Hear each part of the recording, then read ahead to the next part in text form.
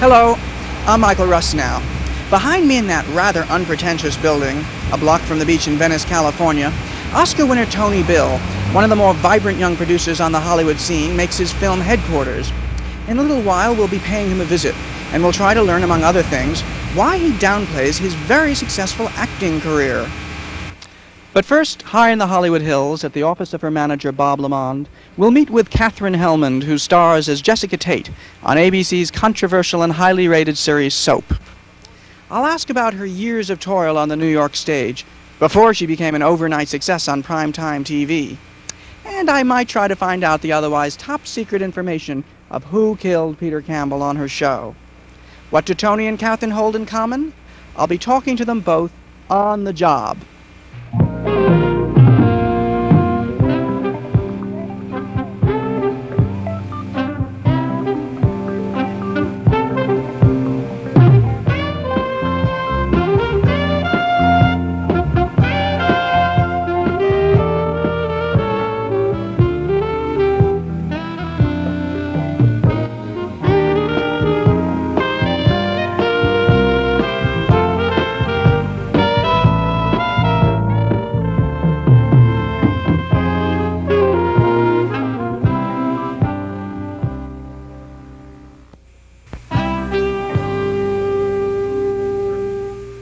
Well, Katherine, you look absolutely terrific for a woman who's about to go to the electric chair. Is the electric chair possible I think anymore? Connecticut, yes. Oh, that's right. The good voters Which have is where I reinstated. supposedly live. That's right, but it's really in Hollywood. You know, what really amazes me is that the show started, Soap, as a repertory show with really no incredibly big names on the cast, and yet your character seems to have kind of soared above all the others. Did you have any idea when you were cast for the role that you were going to perhaps become the star, or certainly one of the main stars of the show? Yes. How's that for a blunt answer? I did because of several things. Well, you never can count on it, of course, of what will appeal to the audience, and that's what makes the most popular characters in a show. And sometimes people are very much surprised at who they identify with. I rather thought the character would be popular because she's so mad, you know, and it's quite a far-out characterization, and they allowed me to play it to the extreme. I think it's a very flashy role, and usually those are very popular if they are, you know, flamboyant. She's charming and dizzy and crazy, but also I think the character is unique in TV because of the fact that at her age she's still as naive as a 14-year-old girl, you know. In making such an appealing character, does that create some kind of a rivalry and ego problem on the set? Can there possibly be resentment among the others that you somehow are getting a bit more publicity than everyone else? No, I don't really think so, because for one thing, if you go into a show and there are, well, I think there are 13 or 14 people in the show that are actually leading characters. Mm-hmm. Well, you know right then and there that it is a rather repertory group situation, and that it's more like an ensemble. And as one friend of mine said, when you have alphabetical billing, you know that you're part of a group. But you know that before you start. And also, most of our group are stage actors, so they're used to being part of an ensemble. And I think, if anything, they're very supportive of whatever you do with a character, or if you really play a scene wonderfully well, or come up with something quite funny, like a piece of business. In our group, everybody's backstage watching the monitor, and usually when your scene is over, they always say, oh, that was really funny, or that was good. Well, it's one thing if somebody's part of an ensemble situation and you did a great piece and, hey, wasn't Katherine terrific tonight? But in what I'm talking about is the fact that people seem to need celebrities. It happened on the Waltons. There was nobody famous on that show. Then suddenly Michael learned it. So Happy Days. Or even John Travolta on Cotter. And absolutely. And then you saw Henry Winkler, whose character of the Fawn suddenly got very popular with the audience. Most certainly, I would say, John Travolta's character, out of all of those boys, sort of went to the top. So you're obviously, perhaps Billy Crystal is another one in the show that is getting a little bit more popular. Yes, the others, you know, they're good, they're doing a job very well done, and they're not. And although it may not quite be resentment, I'm not really fishing for dirt or anything like that, but at the same, although I know that you'd love to tell me some, but I can't you know, I can't believe that there wouldn't be some situation that, gee whiz, I'm doing a good job too, and why aren't I becoming more popular, what have you? You don't see any of that happening now? Well, if it is there, I guess it's just not dealt with or discussed on the set. Mainly when you go to work, if you do a show in 5 days and it is a comedy, and you have a run through every day at 4:30 and you're cutting and changing and shifting, it's about all the actors can do to get through their own work each day. And I think anyone with any amount of intelligence or savvy about television or what makes one character more popular than the other, they know that a lot of that depends on the kind of character you play, and it depends totally on what appeals to the audience. So it's foolish to just sit around saying, well, why can't I do this or why can't I have that? The audience really picks out the characters they like, and it's almost always the extreme characters.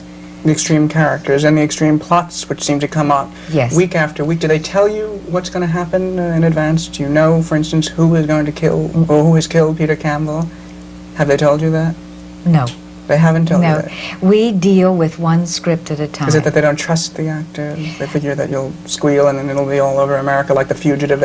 When The Fugitive, you know, they said, oh, Lieutenant Gerard did it and all these other people, you know? Well, I think what it boils down to in our particular case is the fact that in our show we have one writer, Susan Harris, who is the creator. She's also one of the producers and the writer. She writes the script every single week. Well, I think in the beginning we may have been one script or two scripts ahead, but as you start heading toward 25, you know, it's not so easy to have the scripts in advance. So usually we tape on a Wednesday night and we do not see the next script, nor do we know what's going to happen until we come in Thursday at noon to start the next script. So we're not going to find out today who killed Peter Campbell. We're not going to get a scoop for America. And not from me, and not because Can you tell I'm me who I can go to? I'm not Somebody I being can bribe. coy. I'm not coy at all, or I'm not trying to keep a secret. I literally do not know, because I'm not sure they know. Yes. So how did it begin, though? You're from Texas.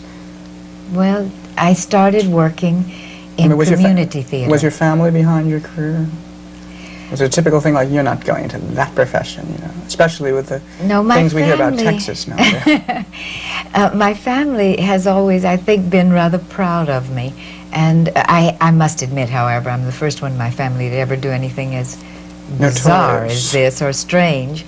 And I think they were concerned and worried, as anybody that cares about you would be if you said, I'm going into acting.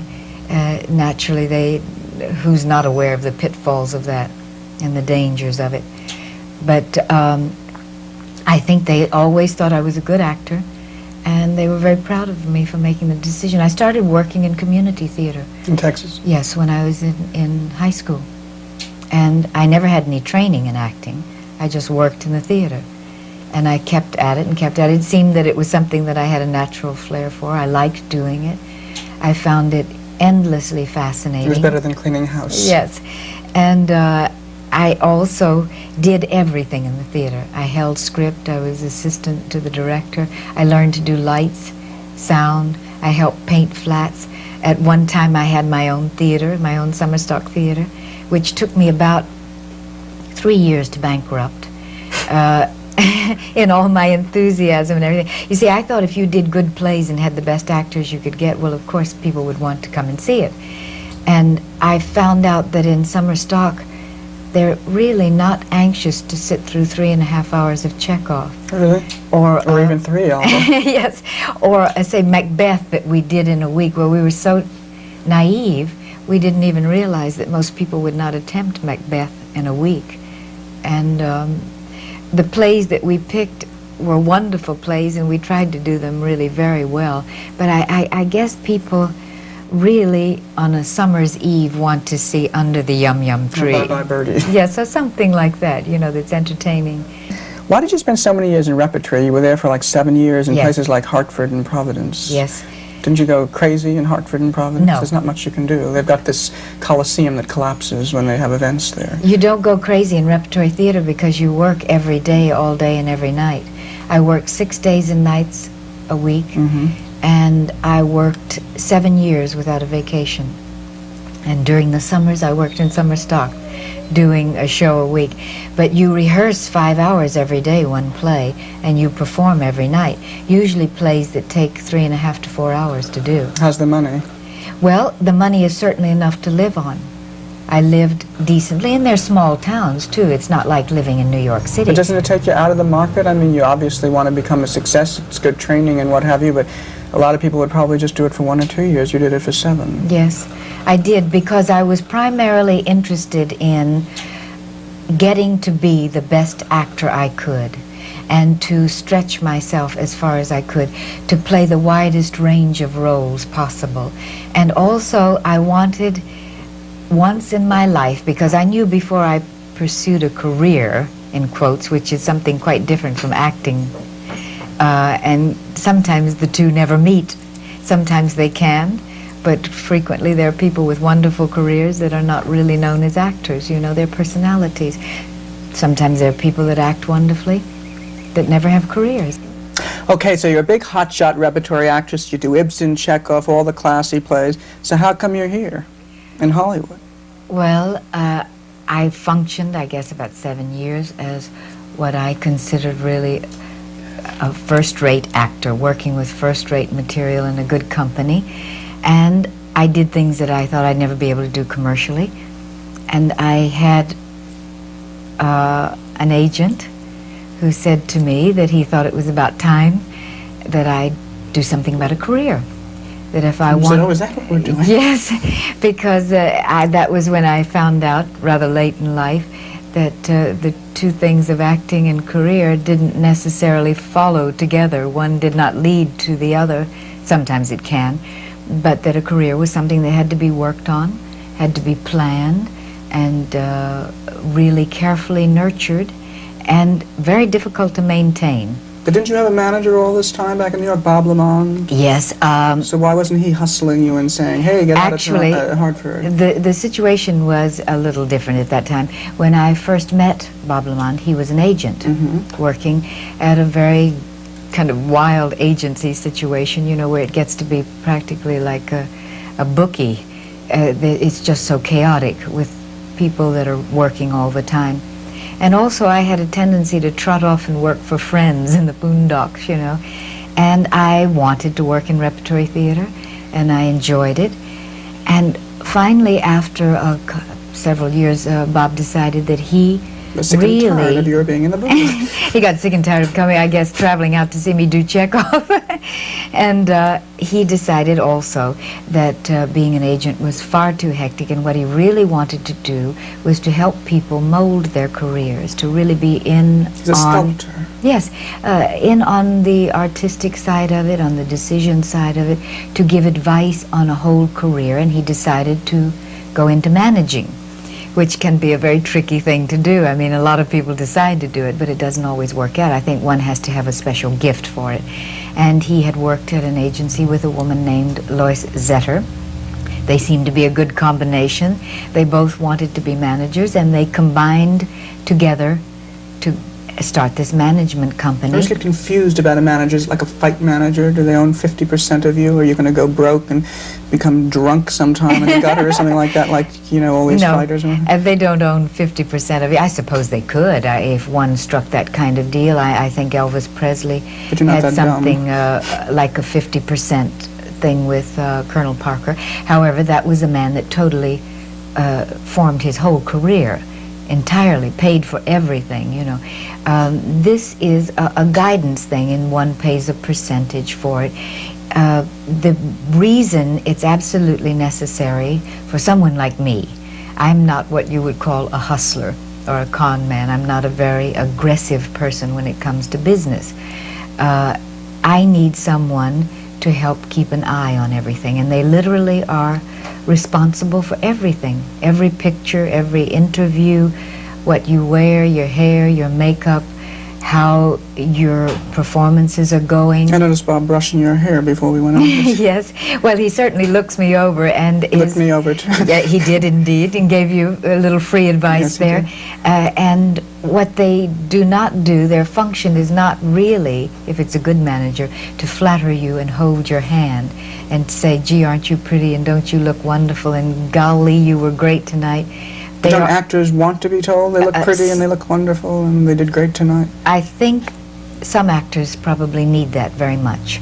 I don't need a hand holder or a babysitter. Oh, Catherine. I do not. I'm quite capable of taking care of myself in that way. I think a good manager, however, will be one who will be honest with you.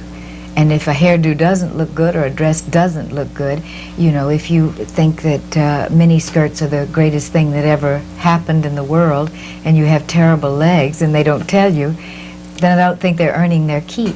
And for me, it was very valuable. What Lamont Zetter did, and Bob Lamont came to me and said that out of the agency of people that they had handled in an agency, that they had brought into that agency, they were asking certain people to come and be their clients in a managerial situation. And did I want to do that? And I said, yes, I did. And he said, good, because I think you need one. Okay, so you're now very successful. People once again come up to you in restaurants. They ask Jessica Tate for autographs. Yes. Many people are starting to know Katherine Helmond. But you're also on the fringe of middle age. Yes. Does it bother you that it didn't happen sooner? Well, I think it's really lovely, I suppose, if you're very young and it all happens, and then it's sort of like a fairy tale. You know, it is sort of like Hollywood then. And certainly that must be quite delightful. Evidently, it was more important to me to be a good actor than it was to be rich and famous. Because I think for people that want to be rich and famous, when they're 17 or 18 years old, they come to Hollywood and they work at careers. For people that want to be the best actor they can, they usually go off to New York and try to work in the theater. So obviously that was not a great need of mine. I think maybe that old adage still holds of better late than never, anyway. But You're not too late. I don't know, like Ruth Gordon was, what, in her 70s when she Won an Oscar and said, gee, a thing like this can be real encouraging, Yeah. you know?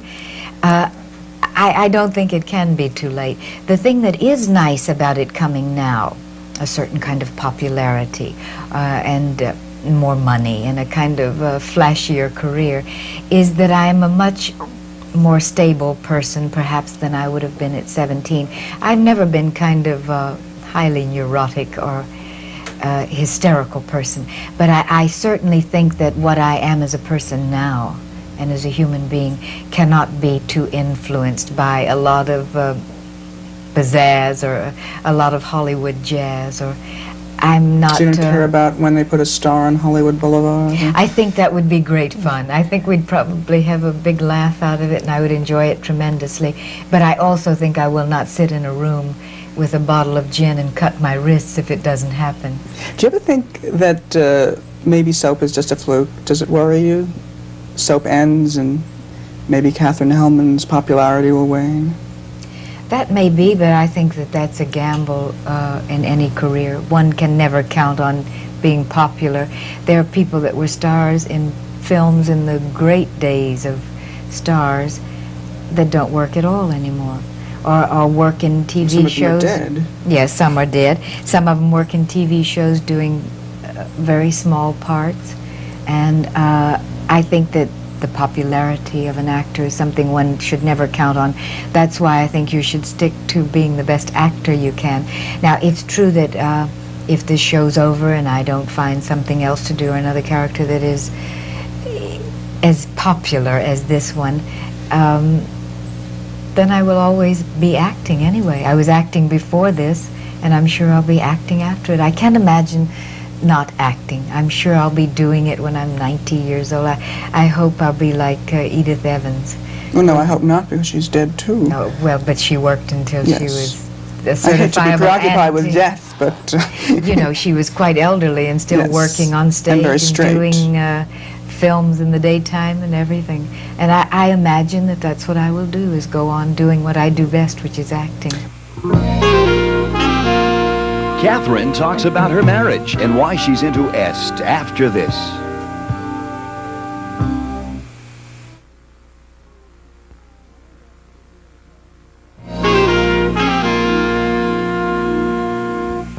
You married after your career was well underway. You'd done the repertory, you'd done the getting a manager kick and all that. Now you live across the country from your husband. What kind of a marriage is it? How does it hold together? Well, to begin with, I would have to say that I have acted since I was a teenager. So you waited even longer. So to say that, I waited until a career was underway, I did not. I have always been an actor and always will be, and of course my husband knew that. But my husband happens to like working women. He finds them interesting and vitalizing, and I'm very fortunate in this. He thinks I'm one of the best actresses in the country.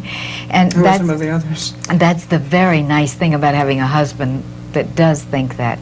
And also he's an artist, he's a sculptor, so naturally he understands my work.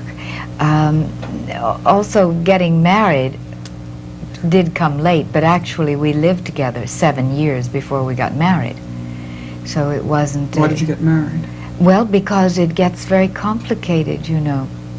But you don't have children? No, but you will have to try it to find out. Right. Legally in Will this... he give you up for Legally in this country it's very complicated to live together and to acquire anything together and not be legally married, because everything in this country is geared toward married people, and especially married people that have children.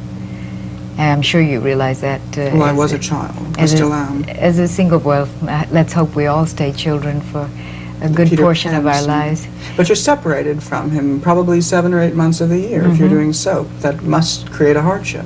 It is difficult. Unless you hate each other. No, as a matter of fact, it may be the glue of the marriage. I don't know. And I certainly would not say that this is the way to live or that it would work for everybody, because I think people need different things in relationships. Some people need to be together all the time. We don't need that. I think that there are problems that we deal with. The telephone bills are really astronomical. You should try a watch line. And everybody is always saying, well, gosh, is it difficult? Is it difficult? Well, the most difficult thing is dealing with the telephone bills. Is we're always informing each other that we should not be calling at this time, that it should be saved till Sunday, and then the next day one of us will call and talk an hour and a half, at prime time or something like that. We don't have children, so that makes this kind of arrangement cheaper. Well, yes, also much more possible. I think when one has children and is committed to a kind of family structured life, that this would be very difficult. Do you regret not having children? No. Why? Well, my life is very full, and my work is good, my relationships are good, and I don't feel that I've missed anything particularly. Do you think it would be a drag? I would imagine that it presents certain difficult problems, but I think if you love children and enjoy them, that it is not a drag. But you don't think that you could give enough love taken away from your own life that it would hamper your your own life too greatly to possibly share it with children? As it happened, I felt, as I was first working and first on my own, and since I am rather late in having what is called a career, it's obvious that prior to now I've not ever made a great deal of money, and having come from an extremely poor family, but extremely poor, I did not quite believe that adage that the Lord helps those that help themselves. Children need things. I don't think you have to be a millionaire to have children, but I think you do have to have a certain means of supporting them to give them some advantages in life, mainly in education. And prior to now, there has not ever been that kind of money available. My mother also remarried later in life, and I have two sisters that are considerably younger than I am, and actually they were more like my children than anything. I helped raise them. So I did have that advantage of having babies around and helping to raise them. And she said enough was enough. That's And it. helping I've them done grow my up. thing. I just did not ever seem to fit into my life. I don't feel that I'm bereft of anything. Does anything frustrate you? Yes. What? I suppose the inability to be able to deal on a one-to-one basis with decisions that are made about jobs. It gets so layered over, and so many people's opinions go down the line. Why can't you just be more decisive? I just, not that I'm not decisive, but I always feel like, well, it would work out much better if actors just went in and sat down with the writer and director of a piece, and they had final say about, yes, this person can do it or not do it. That it didn't have to go through TVQ or producers or stockholders or corporation heads or everybody's opinion, if it didn't have to be filtered down so much. I find that very frustrating. Does it anger you? Well, anger is such a wasted form of energy. How do you dissipate it? Presumably something bothers you. You don't live this kind of fantasy, will-o'-the-wisp Jessica Tate life. No, but I have to put it in perspective. That is the way things work. It goes with the territory. If that's the industry you're going to work in, you have to accept the fact that that's the way it goes. Is there anything may that you be, won't accept, though? It may be frustrating. Yes, I suppose there are certain things that I will not accept. For instance, I don't see myself working in a situation where there's an absolutely hysterical director that screams and curses and yells at actors and treats them in a bad way. Would you not have done that even if you were starving in No. your early career? No. If I can't enjoy acting, I would prefer not to do it. I love it and have a very good time with it. If it gets to the point where acting is ugly and mean, I believe that's a non-creative atmosphere, and I see no point in staying in it. Have you ever thought of taking EST? I have. Oh, you have? What do you think of that? I think that it's a very positive outlook on life. I know a lot of people that, very close personal friends, that had kind of a drifting sort of persecution complex in life, you know, oh, poor me, life has done me, and that have gone through that training and have profited by it, which is what really got me interested in it. I found it very fascinating and very interesting. But they seem to encourage the graduate courses. It seems like you can never quite find it because you've always got to do the seminars and what have you. A friend of mine wrote a book about it, and he's trying to get me into it. Then he tried to do something called actualizations. Now he's starting a new thing in Boston. Mm-hmm. And I wondered, after seeing Mr. Earhart on the World Hunger thing, if he was just kind of rambling, suggesting that I can't tell you what it is, you don't need me, but at the same time, if you come to my lectures or seminars and spend the $300 or whatever it is, you will probably get it. It almost sounds charlatan. Well, I think what they do say to you is that you really will not learn anything that you don't know. But isn't that a cop-out? Then why do you need them? See, what it does is it, I think, causes one to confront certain things in life. That, in other words, there is a prior knowledge or an intellectual knowledge or an emotional knowledge that we have on many, many levels that we do not necessarily function with to peak capacity every day. You can say, well, I think I'm emotionally very upset because my mother has caused this to happen to me. Oh, you heard. Now, intellectually, you know that there are plenty of people that have been abused by parents that go right on living very full lives. So intellectually you realize that, but emotionally you're still hanging on to some sort of a drama about life. And it causes you to confront the fact that you are really responsible for your own life on a day-to-day basis, and responsible for your work and responsible for your relationships. It causes you to look at it, take a good look at it. And I suppose what it does is it tries to encourage people to stretch out. And instead of wallowing in poor me, the world has mistreated me, to say, Well, it's mistreated a lot of people. Okay, that Mistreated was... Peter Campbell. Yes, and that was yesterday. So what's on for today, you know? I can't get you to tell me who killed Peter Campbell. Well, maybe. Maybe? I doubt it. Maybe if you begged me terribly, I would whisper it in your ear, if I knew. If you knew, but you But I don't know.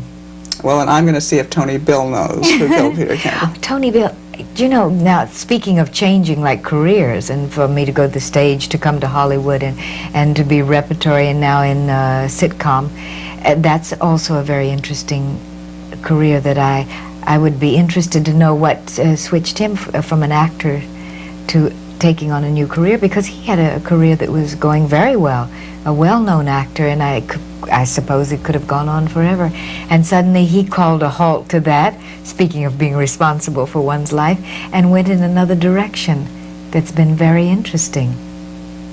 I suppose the simplest answer would be that I felt like making the phone calls instead of waiting for them.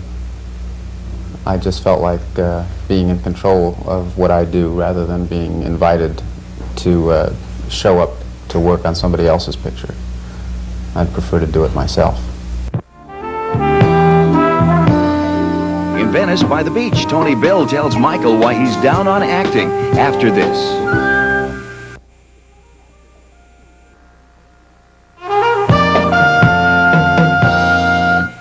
Do you think you're a good actor, Tony? Yeah, I think I do a good job. I think I'm professional. I don't think I'm a great actor. I think that I'm miscast most of the time. How? Well, I don't think most of the things I do, I can't do them as well as other people can. I think that they're usually people that I can think of that are better for the part than I am. But Like occasionally when? I think that I'm well cast in something, and I don't watch myself, so I can't tell you whether I do a good job You've or never not. seen any movies? Very, very few. Have you liked what you've seen? No. That's Just why like I Richard don't watch Burton it all used to, yeah. anymore. I think that I do a very professional job. I'm always on time, and I always know my lines, and I always pay attention, and I'm never difficult, and so I feel like I'm very highly professional. And if I'm right for the part, that's about 90% of acting anyway in films, just being right for the part. You're very crass about the whole thing. Crass?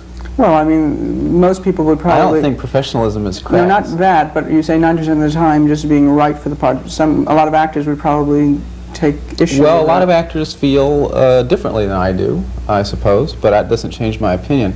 I think that in films, about 80 or 90% of the quality that an actor delivers to the part is a quality that he or she is born with. You're just right for the part. Let's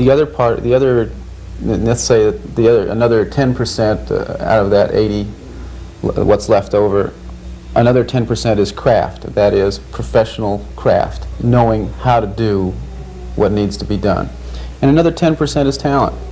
Would you talk... That is that kind of elusive definition of whatever a talent is. And I think that I always give 10%, that 10% of the craft totally. I hope you'll give more than 10% I've learned a here. lot in 15 years about how to hit my marks and how to know my lines and what's going on a You set. sat down very well here today. But I think that most good casting in films is a result of casting the right person for the right part. Well, why do you think then you've been miscast? Most of the times I've seen you play this kind of young, quasi-innocent fellow, good-looking, you know. When have you been miscast, in your opinion? Even though you never see I'm not talking yourself. about being miscast. What I meant was that I think that there are times that other people can do a better job than I can of playing a certain part. And generally I turn them down for that reason. But there are other times that I think, you know, I'm right for the part, so that's basically What do you one like of my to play when criteria. you do take a role? I like to play, well, I don't think I've almost ever done anything that I could say I liked to do. I like doing things for different reasons. I like doing them because either they pay a lot of money, or I'm associating with people that I like to associate with, as was the case, for example, in Shampoo. You know, I took that part mainly because Warren Beatty needed help. He needed to cast the part in a hurry. And I thought it would be pleasant to spend 3 weeks with a lot of people that I knew and respected. So that was really my motivation for doing that movie. Other times I take the part just for the money. I can use the money I'm offered, so I do it. That might again seem crass, but it seems to me only in acting are people afraid to admit that why they are going to work is that because they're being paid. There's some aura that has accrued to acting that seems to demand that you're doing it for the love of the craft. And also to build up unemployment credits. Or to build up unemployment, or because you want to be famous or something. Mainly I do it because that is my job. Do you that not want is what to be? I can do well and be paid well for, and I do as good a job as I possibly can under the circumstances. Do you not want to be famous? No, I find it the most difficult, and actually the worst thing that could happen to anyone, in my opinion, is to become famous. And yet, I know a lot of famous people, stars, and nothing in the world is worse to me than to have to be bothered by people coming up and asking you for your autograph or starting conversations because they think they know you and they think that you've got time to talk to them, not being able to go out to buy a beer without being recognized, not being able to walk down a street or go shopping and be anonymous. That is a curse, in my opinion. but do you mind it? That is, I would mind it if it happened to me. nobody ever stops you for an autograph? People do occasionally, and it embarrasses me to be recognized. It doesn't bother me Because so it much doesn't because it's not as constant as it would be. But I find it embarrassing. You know, I like to be anonymous. I don't like to be given the best table in the restaurant because I'm recognized and thought to be important when I'm not. But would Tony Bill, the producer, have happened as easily without Tony Bill, the somewhat successful actor, who is sometimes recognized in restaurants? I think that certainly there's no question that had I not been in the movie business for 8 years as an actor, and had I not known the people that I got to know and become known as the person that I am by being active as an actor, no one would have given me a chance to produce a movie, no question. I spent my 8 years as an actor learning about the making of films and getting to know other filmmakers, directors and producers and writers. So my exposure and the combination of my exposure to the movie business as a world and my own personal interests in screenwriting are what ended up being the equipment that I needed to produce films. How did you work with the Phillips on The Sting? I mean, we see three people up there. We also see Richard Zanuck and David Brown. They've got their company, their executive producers. And They're not executive producers. On The Sting, they were no. Somebody said they were angry that they were not executive producers. The Zanuck Brown were at Warner Brothers when we did Steelyard Blues. Mm-hmm. And they were very nice to us. They were very helpful and supportive on that movie. When they went to Universal as independent producers and kind of part of the company, we had developed the script of The Sting. We had a finished script, and we had Robert Redford committed to do it. At that time, we were going to go to several studios with the project, and so instead of going to Universal through one of their executives, we felt that it would be a nice gesture to Zanuck and Brown in gratitude for what they had done on Steelyard Blues to present the script to Universal through them. So it was our gift to them in terms of who was being nice to and who. a pretty nice gift. I think it was an appropriate return of confidence and faith and friendship. But they were not executive producers, and their credit is a presentation, as what it was. It was presented through them to the studio, and in effect back through them to the public, in a sense. But there are still three names on The Sting who Yes, did the produce three show. of us were how the did you- people that developed that script. How do you divide the responsibilities? Do you all sit in separate offices and say, well, you do this and I do that? No, and sometimes. On that film, we basically chose Michael Phillips to be our liaison with George Hill, so that you wouldn't wonder if all three people knew everything, and so that it would make sure that one person would disseminate that knowledge back and forth. And was about as simple as that. And what did you do? I Wait don't, for I don't Michael's remember. call, or? No, Not you know, whatever specifically. needed to be done. Once a movie gets going into production, if it goes relatively smoothly, there's not much for a producer to do except watch dailies and make appropriate comments about what might or might not be improved upon or what one's opinion is. And in that particular case, that was a relatively smooth film. Why did you break up with the Phillips? I'd rather just work by myself. They apparently also feel that way about each other. Apparently. Are you still friendly with them? I see Michael quite a bit. I haven't seen Julie in quite a while. A taxi driver. That's a confusing one. We spoke about that the last time we met.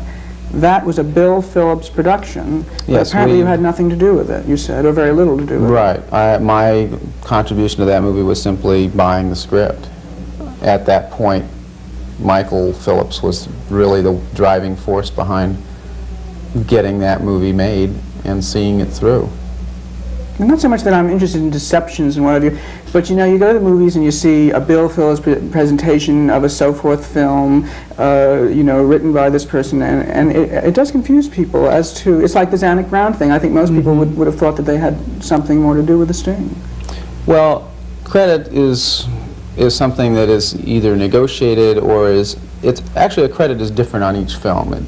You have to ask to find out why someone's name is there generally. A producer can be a producer by virtue of developing a script and turning it over to a director and a production manager who make the movie. Now that's a producer too.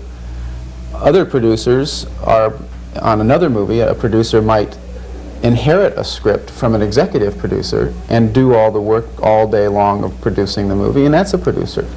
So that a producer's job is different from movie to movie, and the credit refers to one of many different styles or methods by which he or she feels that they are the producer. With the exception of The Sting, your pictures have not made a great deal of money, and I'm wondering, does that... Well, Taxi Driver Yeah, it made did, a lot of but you money. just admitted that you didn't have incredibly much to do with that. So what I'm concerned about is, how long can you go? Can that hurt you in the future? Is there a limit? Well, he did The Sting 4 or 5 years ago. How many more do we give him until he starts making a lot of money or does another Sting type thing? People are not, at least producers, are not judged by the success or the lack of success of their past films. Never? They're judged by the quality of their current project. The specific quality, you mean the critical quality? Yeah, by, is this a good script? There are producers who have produced one bad movie after another. And there are other producers who have produced one great film and have never been able to get another movie made. One is judged by the project at hand, not by what's happened in the past. Directors are judged by their track record. But how can they judge? Actors are sometimes judged by their How track can they record. judge you? Tell Producers. me about that. Because if you've done, obviously this has not been, you haven't made that many films, but if you've done 10 turkeys and you've got a film, a script, and obviously the one just preceding and the one preceding that also was deemed to be a good project, or presumably it would not have been financed, and we've just had flop after flop after flop, eventually I would think people would suggest that Tony's had his day. No, no. You're saying this neither really is I not that nor much any of a business? producer will be judged by that. No, people don't make a movie because I want to make it. They make a movie because I give them a terrific script. If the movie doesn't make money, it's all of our misjudgment. It's not a question of whether it was mine or theirs. Well, how do pictures get financed? By studios reading wonderful scripts and feeling that they're going to make money under the circumstances under which they're produced. That is, whether an actor is or an actress is a star or not, how much the movie's going to cost, who's going to direct it, how original the idea is, or whatever, or how much like another movie it is. Movies get made because a large number of people think that they will be a good commercial film. Commercial, that is, the people will want to see it. Where does the money come from? Well, generally it comes from studios. Studios have They're in $40 the- million? Oh, sure. I thought the banks were involved. No, some studios have their own cash funds, and some studios borrow from banks. But basically, the studio is standing behind the loan. So whether they're in effect borrowing money against their assets or putting up their actual assets, the studios are putting up the money. But we've heard such crass and horrible things about studios and studio heads, and the old, I came to the studio today and I found out I was fired because my name was taken off my parking thing. And that really does happen. You're saying that doesn't happen anymore? I have never been a party or a witness to things like that happening at studios, really. So they still have Mr. Beagleman's name right outside Columbia? Well, that's maybe another story, but I've had very, very good experiences with all the studios, with the exception of when we were doing The Sting at Universal. I felt it was a rather degrading experience, the way we were treated by the studio, but that was not personal. That was the way anyone would have been treated. But no, I've had very good experiences with the studios. Very, very honorable and good and forthright. I don't have any complaints or problems with the studios at all. Tony tells Michael why he's open to just about every young screenwriter in Hollywood after this.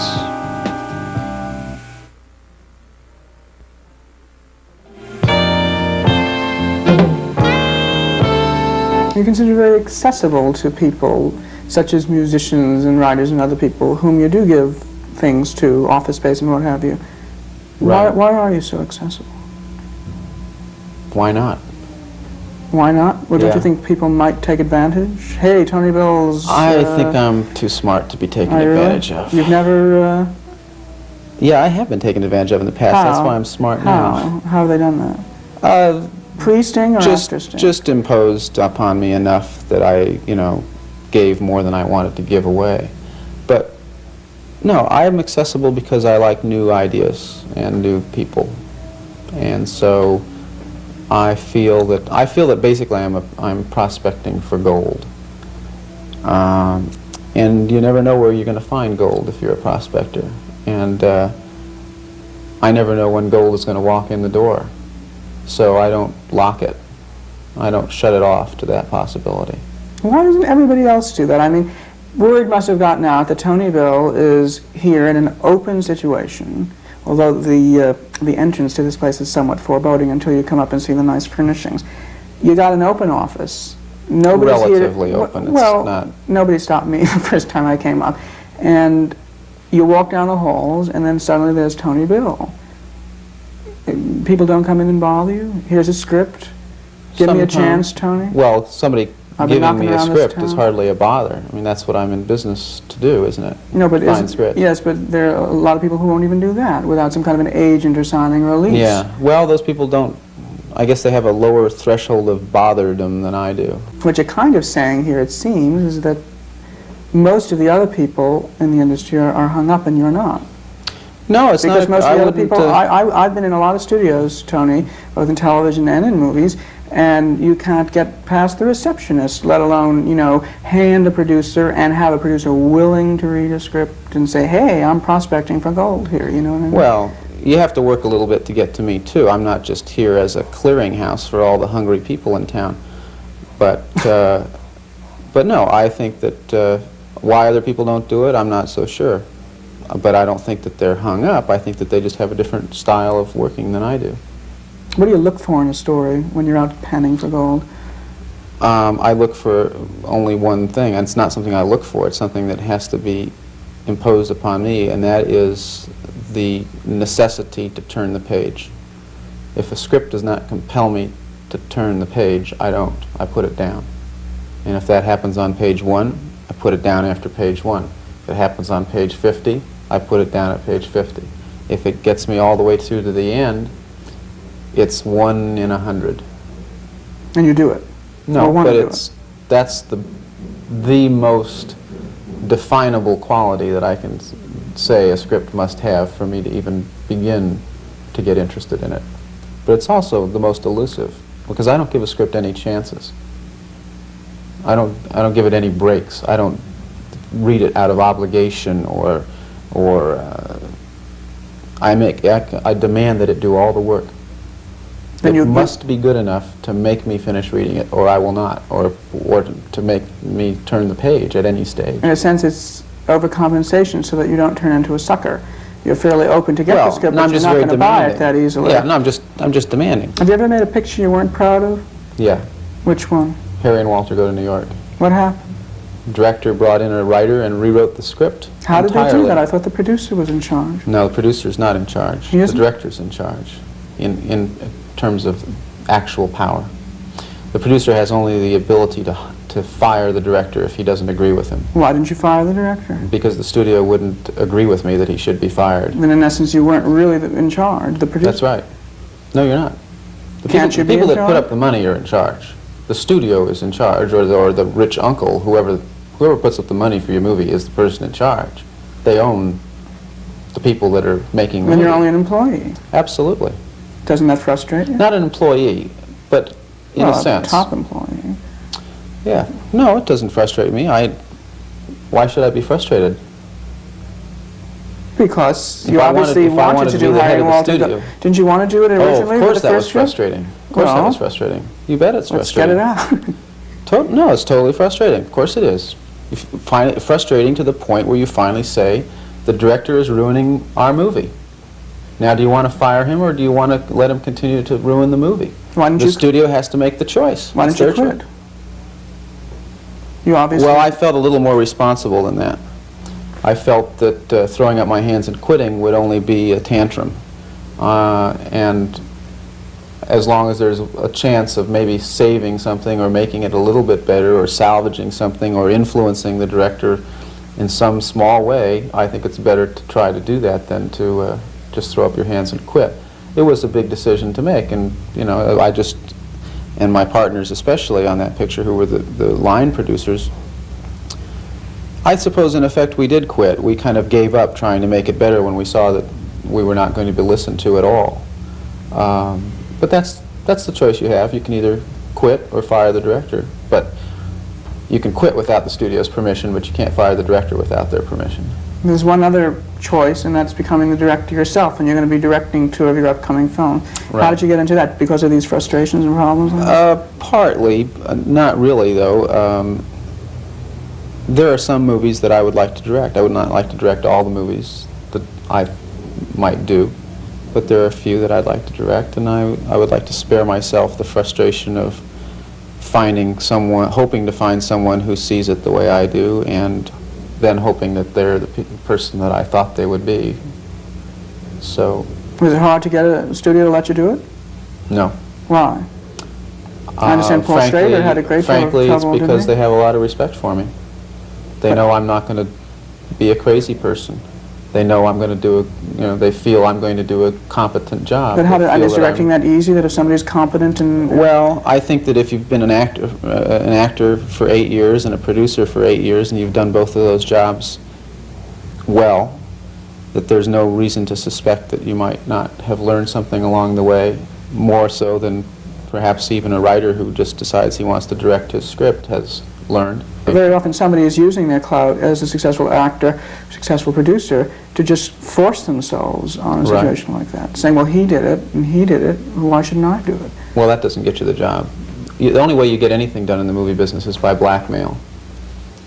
That is, you must have something that someone wants badly enough to pay you something that you want for it. Kind of like Rocky and Sylvester Stallone. Sure. Any movie. If I come in with a script and a star, the blackmail that I will exact for that is that the studio make the movie. It's blackmail, in effect. Twisting wrists. That is, I have Closing. something that you want, and if you want it badly enough, pay me what I want. Make me the producer, make me the director, make my movie.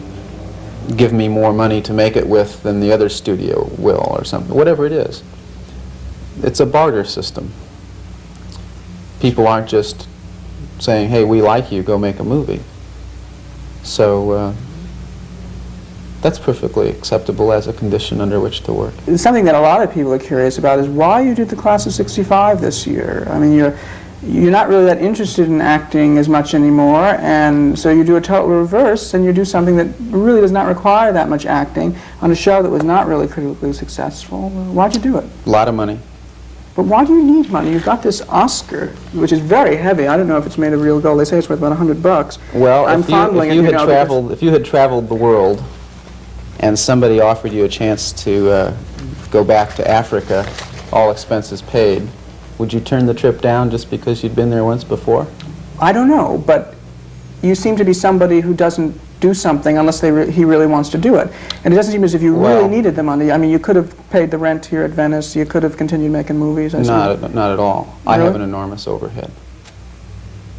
You do? Oh, sure. This is a very expensive operation, and I pay for it all myself. Now, I can either pay for it out of the profits of a film, which means that money is gone, or I can work a few days a year and earn enough money to pay for my entire year's expenses. And so that's why I act in television. It's very fast, it's very simple, it doesn't require my being out of town, and I get paid an enormous amount of money to do it. Which you're not about to reveal here. I'd be glad to tell you. All right, how much did you make? I'm class of '65 Yes. last year. I worked approximately, I would say about the equivalent of a week spread out over the year, and I made $80,000. $80,000. Now, $16,000 I don't a day. look those gift horses in the mouth. How much did you make in Washington behind closed doors?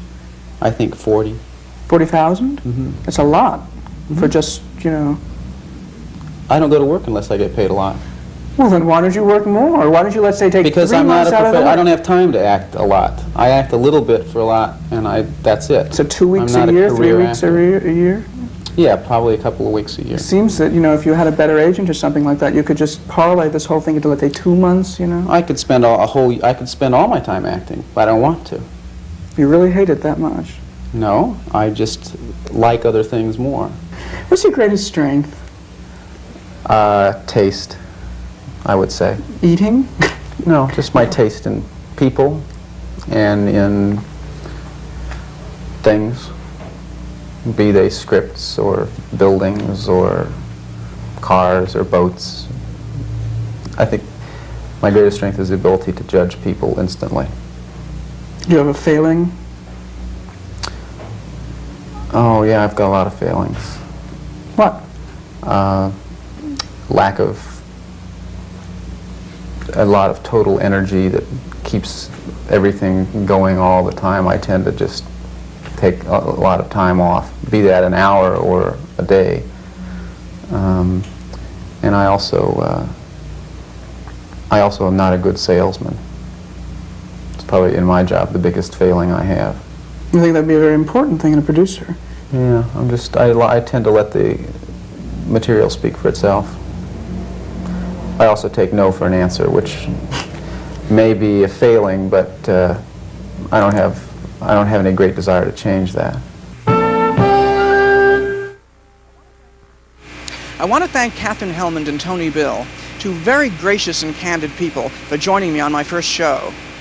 My apologies to those of you who are going to have to sweat out the summer months waiting to find out who takes Jessica Tate's place on death row. In weeks to come, we'll explore other celebrities in every profession, taking a peek at their lives as we interrupt them for a very short moment on the job. I'm Michael Russnow. We'll see you then.